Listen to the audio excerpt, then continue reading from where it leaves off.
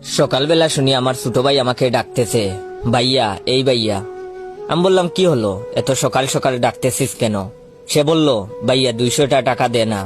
আমি বললাম এই সাত সকালের টাকা দিয়ে কি করবি? সে বলল দে না ভাইয়া, দরকার আছে। আমি বললাম আগে বল কি দরকার, তারপর দিব। সে বলল বলতে পারবো না, টাকাটা খুব দরকার, আমার লাইফের প্রশ্ন ভাইয়া। আমি বললাম বলতে পারলে বল টাকার কি দরকার, না হলে ফুট এখান থেকে, আমার কাছে টাকা নাই। আগে বল কি দরকার, তারপর ভেবে দেখবো টাকা দেওয়া যায় কিনা।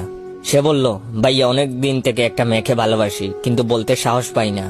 আজ অনেক কষ্টে মনের সাহস জুগিয়েছি, কিন্তু পকেটে সাহস নাই, টাকাটা দে না ভাই। আমি ওর কথা শুনে থ হয়ে রইলাম। আবার বলতে লাগলাম, সাব্বাস ভাই, এই না হলে আমার ভাই, আমার মানিব্যাগ থেকে টাকাটা নিয়ে যা। কিন্তু কথা হলো 200 টাকা দিয়ে কি করে হবে বল, 500 টাকা নিয়ে যা।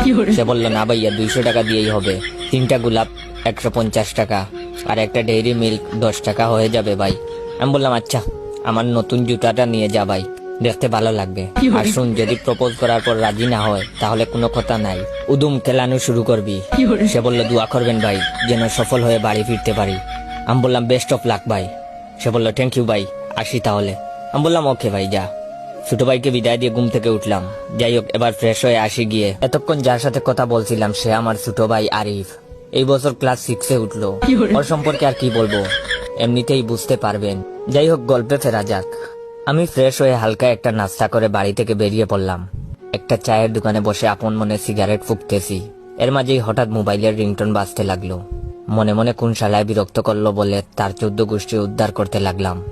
মোবাইলটা বের করে তুই স্তব্ধ হয়ে গেলাম। আমার একমাত্র প্রাক্তন গার্লফ্রেন্ড অনুর নাম্বার দেখাই বুকটা সেট করে উঠলো। এই বুঝি থাপ্পড় খেলাম। সেই থাপ্পড় কি আর ভুলা যায়? সে বলল আমার সাথে নাকি ব্রেকআপ করবে। তার মানে কি আমার ছোট ভাই তার সাথে রিলেশন করতেছে?